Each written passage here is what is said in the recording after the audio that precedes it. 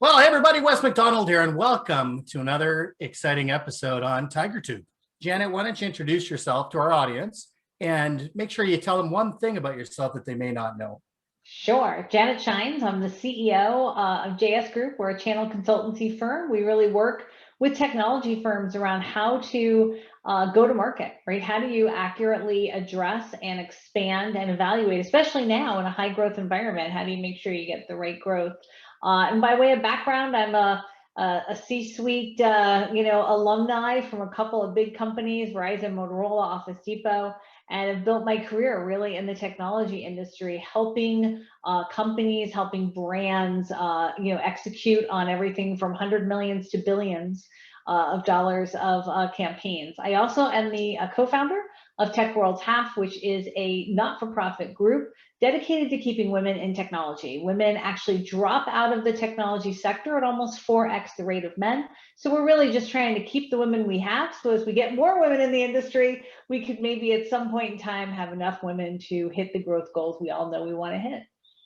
Well, that's wonderful. And I can't thank you for having you on the show and for being here today. And certainly what you're doing with women in tech is really important. One of the episodes I actually did a while ago was on getting more women and supporting young girls trying to get into tech, making sure that those opportunities are there. And it's a battle that has to be fought every single day. So thank you very much for doing that. Thank you. The other thing I noticed about you that we share obviously in common is a little bit of the Star Wars stuff that I can see in the background. Big fan. Yes. The force is very strong with us both. Hey, one of the things that we're doing, we've actually interviewed together before. And at that time, it was actually about super connectors. And super connectors, obviously, one of the things I think that all of them have in common is this ability to use social networking, right? To be able to use the power of social platforms, not just to engage, but to sell, to make a difference. And that term actually can be a little bit nebulous. So maybe let's talk about what you would say is a definition of social selling. What exactly is it? Everybody always thinks social selling and social media are the same. In fact, when we do our industry leading class, which by the way has a 30x ROI, so we're really going to talk social selling today because we know what we're doing. There's always this, trick question that our trainers ask, which is it social selling and social media? Is it the same thing? And about 60% of the people say yes, and I've tried it and it doesn't work. And so we first have to say social selling and social media, not the same thing, right? Social selling is really about how you establish high value relationships in a virtual world that allow you to extend that relationship into sharing content, education, ideas, and actions that ultimately result in you having an opportunity to sell. And note, I said ultimately. So you're really no different than in-person selling. You're just using the virtual tools and the fact that all of us are now residents of some level of community on LinkedIn or Facebook or Reddit or wherever you go for your news as a contact, as a person, as a customer. And so social selling is really about being where you are, being at that world's largest event, which is social media, but actually showing up as a social seller who's good at it and builds those relationships. Yeah, I love how you talk about the fact that the networks themselves are really just a part of the tool set for social selling, right? Right. And one of the things that I was fascinated by is as we have these new tools that come into our selling processes, right? I can remember back in the day when cell phones first came in, right? And a lot of people were resistant to actually using a portable cell phone. They said, no, that's not part of my kit. Right. The laptop. Right. And nowadays, like you said, we are, whether we like it or not, we are part of a virtual community. We are. You either are or you're going to be very left behind. Right. So you can continue to stomp your feet in the ground or say somebody else in my company will do that. But if you're truly investing in your company, even leaders in your company need to establish an authentic brand where your customers are. And where most customers are now is in social media, particularly in B2B. Yeah, I think it's really important what you say about that authentic self as well, right? And that's one really neat thing that I actually really like about the social selling experience is that you really are reacting with people as they are, as their authentic selves, right? So you've got some Star Wars stuff in the background. You're not hiding that. It's like, this is who Janet is. This is, Part of who Janet is, right? And that's part of the process. One area though, and I know that obviously in the technology solutions field, that there is some resistance to sales, I would say in general, sort of following a sales methodology. And then certainly when it comes to what we would call, social selling, right? That they just don't seem to be natural born salespeople. They maybe started the business on their own, and then either by happy accident or some smart things that they did, they start to grow the business more organically through referrals, etc. But as they start getting into thinking about selling, why do you think social selling could work for them better than maybe some of the other things they could try, like cold calling or lead lists, etc.? Yeah, cold calling died a miserable death, long before social selling came along. So cold calling's always been only for the few, only for the brave, right? Right. And what I always think is in the technology field, and speaking as a geek here, right? A lot of people that started their own company, or even shockingly found themselves ending up selling in the industry, were this very same people who hesitated to ask someone to prom. Right. So, and I'm dating myself a bit now. I think it's called annual dance now or some such thing. But the reality is these are not people with strong interpersonal social skills anyway, because if they were, they would have gotten too bored to figure out the technology. So these are people that are genius in another way. And quite frankly, they're very comfortable with the screen, right? So they're very, very comfortable having a virtual conversation.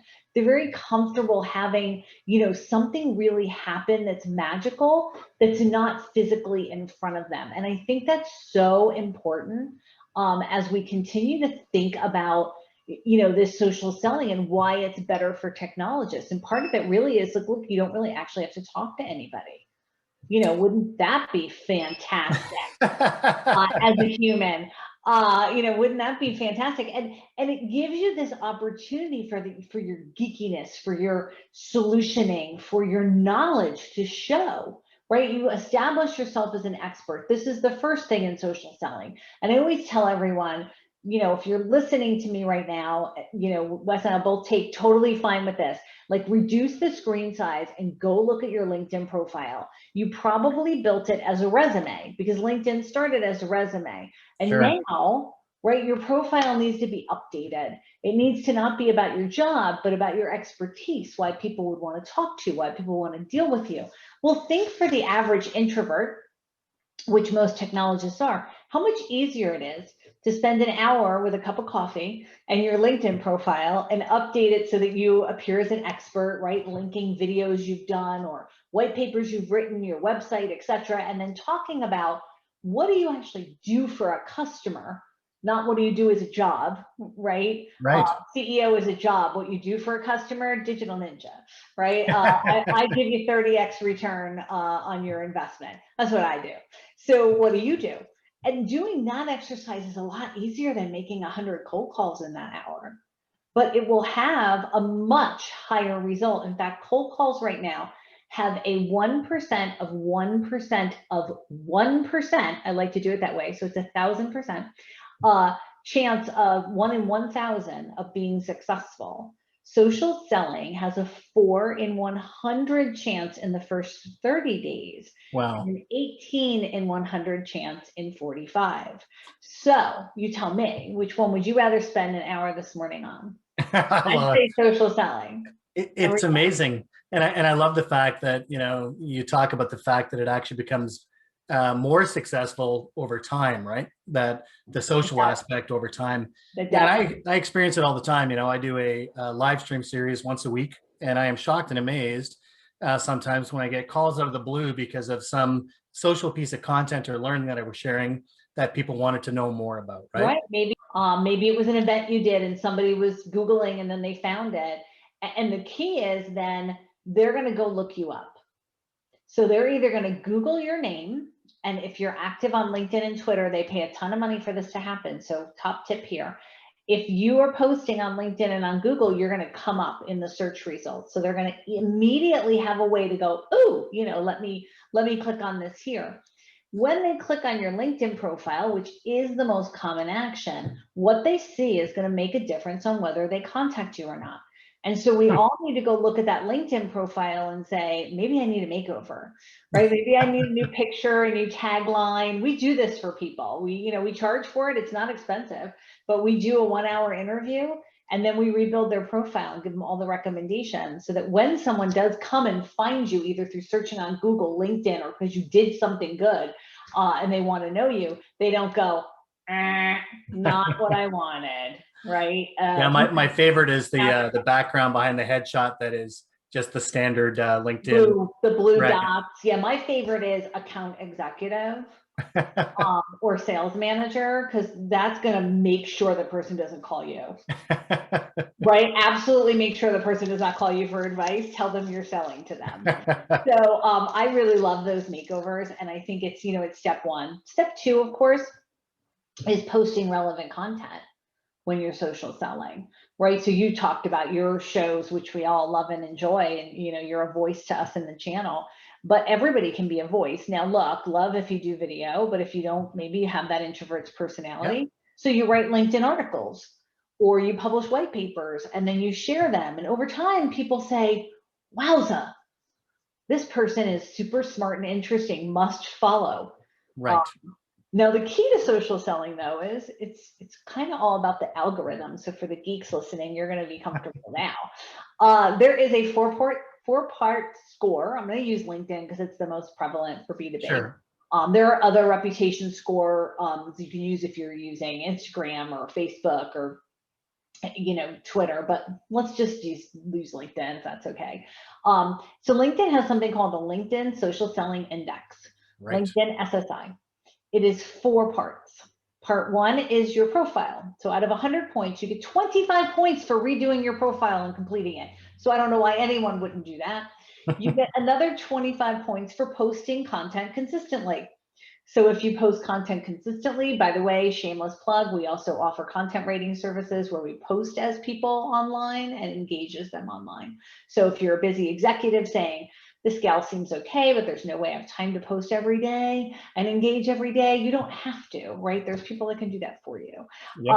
And so if you post consistently 3 to 5 times a week, you get another 18 to 25 points. If you then engage with insights, which is a huge part of social selling, so not just that you post content, but that you put a comment in your own content saying, hey, West, how do you feel about this? What are you seeing in your business? What's Tiger seeing in theirs? What are we seeing here? Or if I go on your post and say, wow, this is a really great share. I've been thinking about this. Let me connect you with so-and-so. You get 25 points for that. And then finally, you get 25 points for connecting with people. So if you just, every time somebody posts something interesting or if somebody reaches out to you, you connect with them, you get more points. If you get 70 or more points on the scale, something magical happens. You become, and by the way, as I say this, if you have a score of 70 and you have 5 connections, this magical won't really be useful. So this magical score of 7, I like to see you with 5,000 plus connections that matter to your business, right? So it's not like your grandma and your aunt, not that they're not important, not going to matter to your business. If you then take that 70 score plus your 5,000 connections, you're going to show up at the top of everybody's feed. So when they do sign on to the platform, who are they going to see first?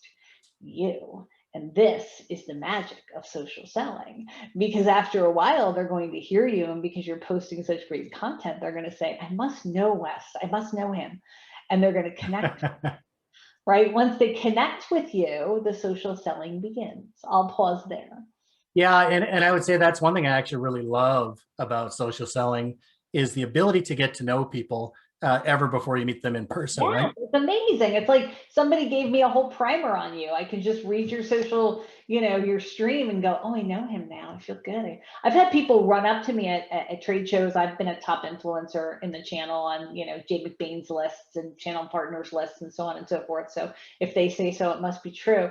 Those people smarter than me. But I've had people come to me at events and hug me. Like, oh my God, so good to see you. And I'm like, but we've never met before. But again, they feel like they know you. Yeah. And just a little segue there. I actually have an identical twin brother. So that does happen to me periodically where that's so cool. Out of the blue, yeah. I always wanted a twin. I think of all the games I could play. Okay, but what we just Yeah. we'll do something separate on that. Okay. It made for an interesting childhood, let me tell you that. I bet.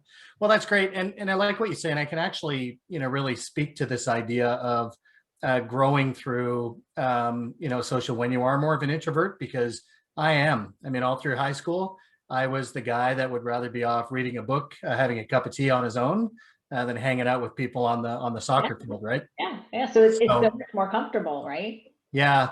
And as you talk about that SSI too, another example I can use just recently, I'm not sure how this happens or what it means yet, but LinkedIn does pay attention to it. I just got creator status. And again, I have no idea. Me too. No idea what that means. Means you created enough content for them to feel people should follow you. So they convert people connecting with you for people following you. So I will say, if you are a real salesperson, even if LinkedIn offers you creator, don't turn it on. Oh, interesting. Yeah, turn off creator if you're truly trying to sell. Janet's top tip of the day, turn off creator, because what it does is when people see you, it shows follow, and then, see your activity and something else, and it makes them click on the more button in order to connect with you. And people are by virtue, lazy. And so they're not going to click on that button, right? And they may follow you, but they're not going to connect with you. And really, well, that's some really good advice. Yeah, if you're selling, you really want people to connect with you. Now, should we talk about the pouncing now when I say connecting, or when? Well, maybe we can, because actually that's a really good segue into some of the pitfalls to avoid when social selling, right? So I get messages oftentimes after a connection connects with me, and then I think you're going to talk about it now. So let's talk about pouncing. Pouncing. That's why I was like, ooh, pouncing. So, and I think that's why sometimes people think social selling doesn't work, right? And I blame the extroverts, because the extroverts are saying, I made the connection. They must want to know everything about me. So I'm going to send them a, 10 paragraph long sales pitch, because that's ever worked, right? Let's forget you're on social media. Has that ever worked? You made a connection with someone at a trade show, and the minute they said, hi, I'm, Susie, you said, let me tell you everything about you. I think you should buy my thing. No, you would be really like, where do you live? Oh, that's so cool. I went there on vacation once. I live here. You'd have a whole thing, and then they'd say, what do you do? And you'd share a little, and they'd say, oh, it seems interesting. Maybe you can help me. That's the same thing that happens once you connect. So once you connect with someone, all you have gained is permission to know each other, not permission to sell. So you have to now gain their permission to sell. Now, how do you do that? We have a 45-day process that we follow. We teach it in our social selling bootcamp. We also do it as an outsource, as I mentioned, for executives or senior sales leaders who say, hey, I just don't have the time to do that marketing side of the social selling job. And the process goes like this. So the person connects with you. That's amazing. Thank you. I like to have a personal video that I send them that I reply back with a, hey, thanks for connecting. And, I know you saw my picture, but, we've all gained some COVID weight. So I thought I'd say, hi. And I sometimes will hold up like a little, little like board or something that'll say like, hi, Wes, so when they see the video, they're like, oh, okay, it's not spam. And I'll just say, really excited. I talk a lot about this. Let me know if you need anything. Then over the next 45 days, I do 5 things. So if you're taking notes, you're going to go like 1, 2, 3, 4, 5. Yep. So 1, I make sure that I share content. When I share content on LinkedIn, that at least once in that 45 days, I send that link to them in messaging saying, hey, I just posted this and I was thinking you would find it interesting. 2, I comment on their posts. Right. So for the next 45 days, everybody, don't be a lazy liker. Everybody thinks, oh, I connected with Wes now, so I'll just like all his posts.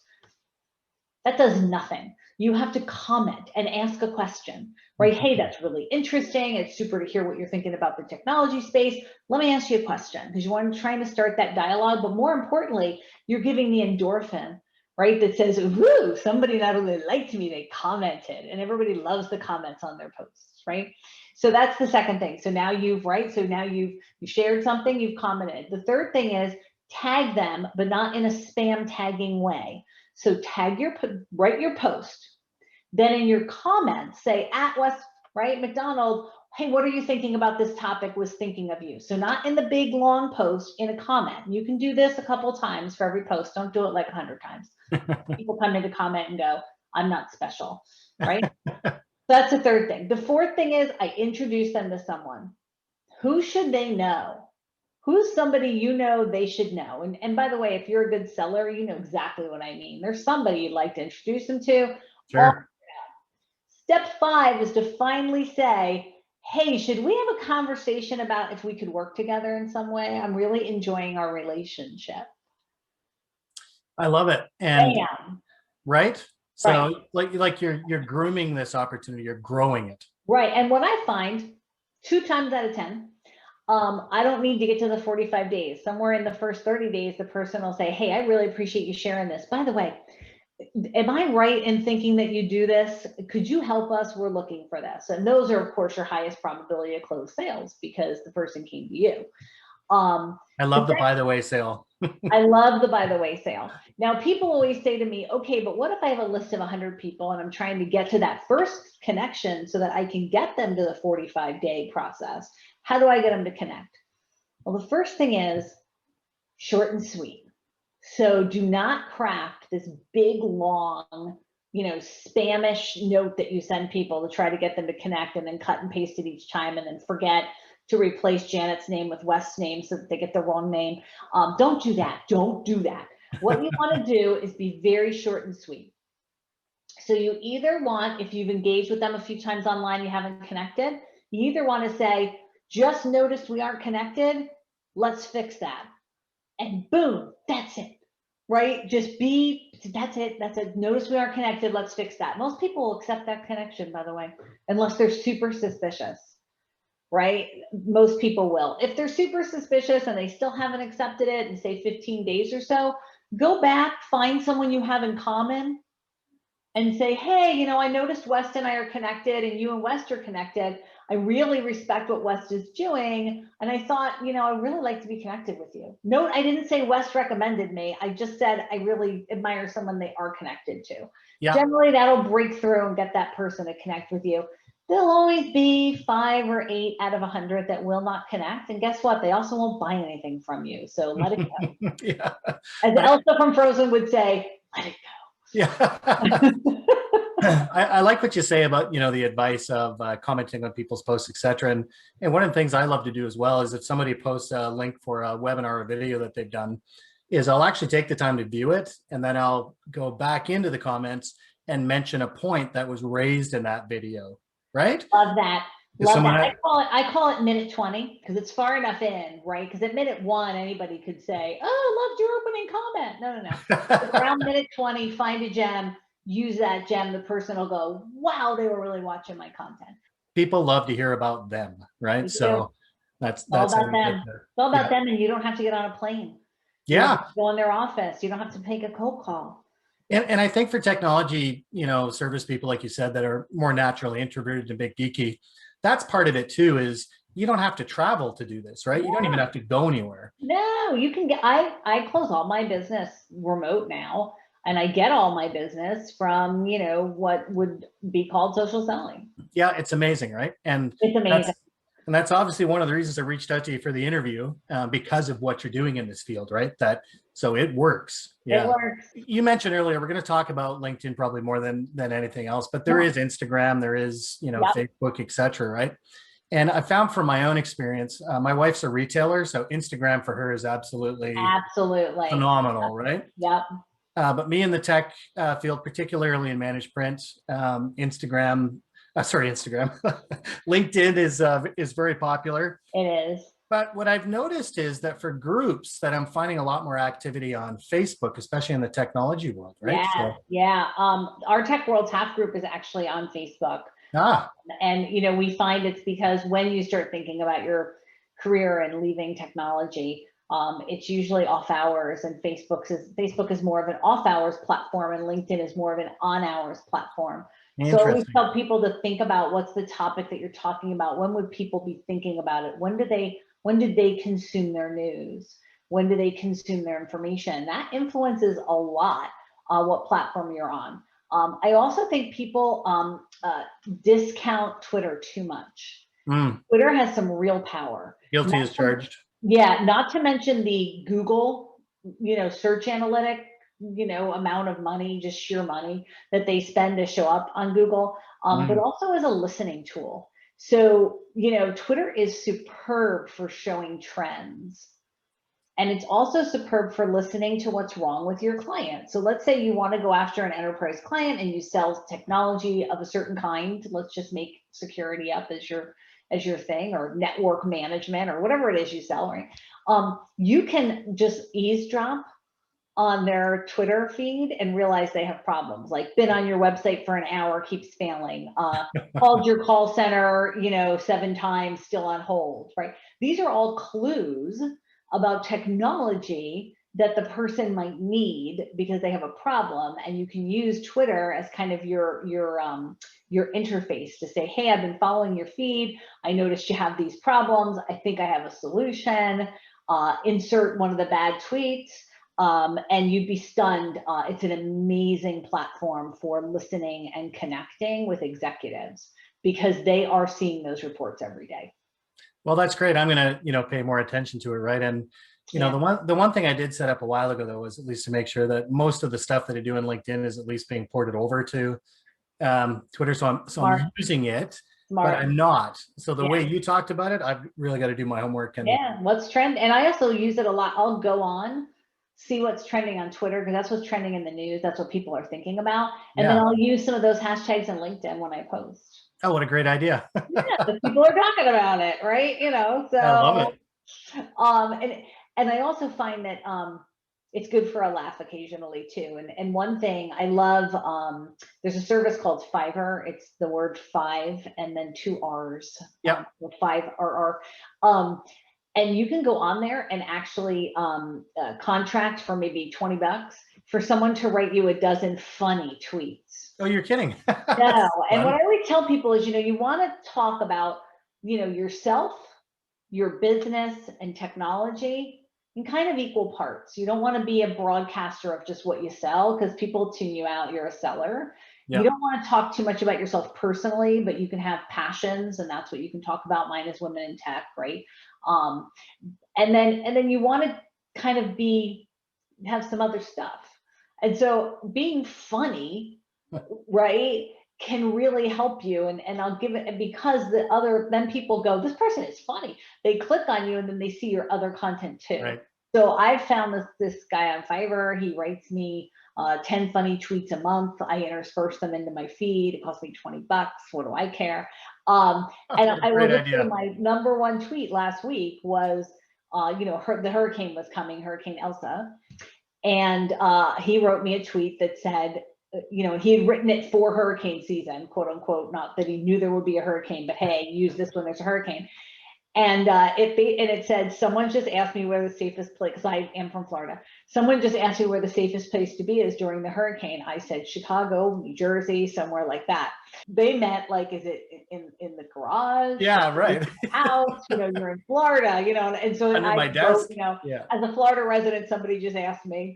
I said, Chicago, New Jersey, or Canada, you pick. That's funny. Where you have people, and I had like 100 people like it, a few people comment on it saying I'm cracking up, But what was interesting was my tweets on either side were about business. Right. And those tweets outperformed as well, because people saw them and then were like, oh, she's not only funny, she might be interesting. So I just think things like that to spice up your feed is an affordable, easy thing to do. That's great advice. And I've used Fiverr for other things in the past. I never really thought about it from that angle. So when we get off the interview today, I'm definitely going to try that. Really good advice. Hey, one other thing, as we're talking about people, we're talking about, how people can use social, why they should use it. Yeah. Let's dig in a little bit into how you find people maybe that are naturally good at it. Because one of the problems I find, especially when I'm working at a new organization, and I've created campaigns called, SOS. Some people call share our stuff.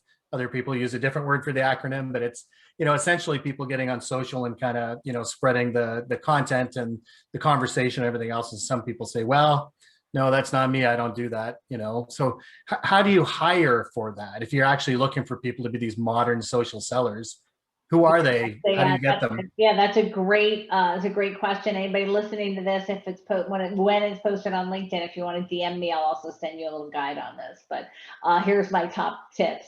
So the first thing is you got to change your interview process. So in the interview process, you have to say, let's pull up your LinkedIn.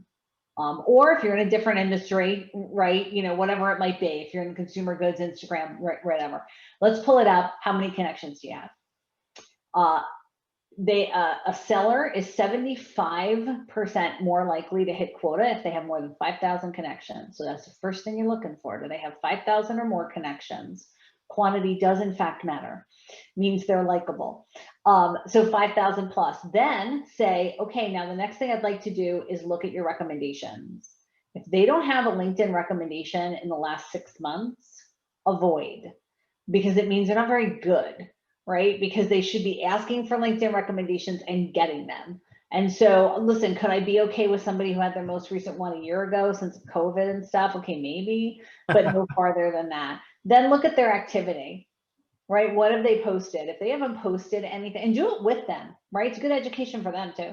If they haven't posted anything recently, if they're not, if the last time they posted was to say, rockin' dude, I'm glad it's your birthday, 4 months ago, they're not your person. And then take them, and you can just Google this, LinkedIn Social Selling Index. By the way, you should be doing your interview on Zoom because that's where we live, or whatever platform you like. I'm partial to star, but you can use whatever you want. So next, take them to the LinkedIn Social Selling Index score. They have to pull that themselves. So you can't do any of that particular discovery before. Ask them to pull their LinkedIn Social Selling Index. If they are not above a 70, they are not going to be good at social selling, period. End of story. If they're above 70, but they had 48 connections, they're also not good at it. So you're looking for an and, right? You're looking for 5,000 and regularly posting and has some recommendations that are recent and an SSI of 70 or above. This person is 8x more likely to achieve quota than the person who didn't pass that 4-point test. Wow. So that's our data. We've been studying it, a couple thousand sellers now through the program. We know it works. So those are the 4 points to find your seller. If they don't have it, shameless plug. If you love somebody and they're in your organization or it's you, DM me. Find me. Let's talk. We'll get you in the program. Yeah, it's amazing what you say. And I think too, when you talk about the social selling index, probably a red flag if they say, what's that? What's that? Right. Yeah, that's a great point. Say, take me to your LinkedIn social selling index and see if they know where it is. Yeah. Yeah. Or worse yet, I don't use LinkedIn. I don't use LinkedIn. Yeah, like, I'm sorry, what? Yeah. Unless you're selling something very different than the technology industry. Right. Yeah, that's a giant red flag. That's Arkansas size red flag. Yeah, and there are some people that just need a little push in the right direction too, right? And I'll say this happens very seldom, but I was working with a sales guy probably about 4 years ago, and his LinkedIn was terrible, right? I mean, absolutely terrible. But boy, when it was presented to him that it wasn't acceptable and everything else, took the bull by the horns, and today exceeds the number of connections that I have, is active, posting commentary. You know what I mean? It's just one of those things that it didn't realize was actually in the world, right? Like, wow, I didn't know. We just had somebody go through our program, and I just love this story. 45 years in the industry, didn't think that digital was for him, right? Became a convert, has closed over $10 million in sales. Isn't that amazing? I love hearing that. On social, right? And he's the biggest convert ever now. And I always say, if he can do it, you can do it, right? He had to basically learn how to use social media. Most of us already know how to do that are listening to this. So you've got a head start. So, Yeah. And I can say that it works. This is one topic that is near and dear to my heart. I love what you do. Because that's what I use for my entire sales channel is social selling, right? Yeah. No cold calls ever. No, me neither. And none of our clients are anymore either. Right. So, and even if you have a great marketing campaign that's returning marketing qualified leads, social selling is also a great place. Take that lead, connect with them there, Right now, you've got an interested lead and you're connected with them on social. This is another, you're kind of, as Voltaire said, love isn't a chain that binds us. It's a million inextricable threads that Oh, bind what a us neat, apart. what a neat way to say it. So yeah, so social selling is the same thing. It's a million inextricable threads that bind the heart. Right. Wow. Well, hey, I can't thank you enough. I know that we are coming up on our time, and I want to be respectful of that, but I can't let you leave without giving at least one piece of advice, just one, if you only had to give one, for tech solution providers looking to get started with social selling, what would that be? Well, I think you should DM me so that I can tell you how to get started with social selling. But if you don't want to do that, maybe you're having one of those days, the very first thing I would do is fix my profile. Go through your profile with a fine-tooth comb. Don't allow it to be a resume. Think of it as a sales tool, and redo all the language in it, away from resume, chronological order of the jobs I have, to chronological order of the value I've delivered for my customers. Be a marketer in your LinkedIn profile would be my first tip. Well, I'm going to take your first tip, and that's exactly what I'm going to do afterwards. So Excellent. thank you so much, Janet. I cannot thank you enough for doing this interview. And for all of our listeners or viewers that are taking in this content, thank you very much for joining us today. Until next time, keep learning.